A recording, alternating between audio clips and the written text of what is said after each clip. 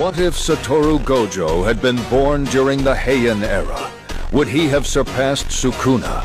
Sukuna earned the title of King of Curses by defeating the strongest sorcerers of the Golden Age. But Gojo was never an ordinary prodigy.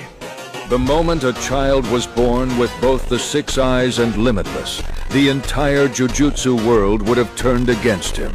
Every legendary sorcerer and curse user would have hunted him, forcing him into endless life-or-death battles. And every time he was pushed to the brink, he evolved. Toji awakened his true potential, and Sukuna pushed him even further. Now imagine that same Gojo growing up against the monsters of the Heian era. The Golden Age created countless legends. Satoru Gojo would have ended the debate by standing above them all. The Honored One wouldn't have inherited history. He would have rewritten it.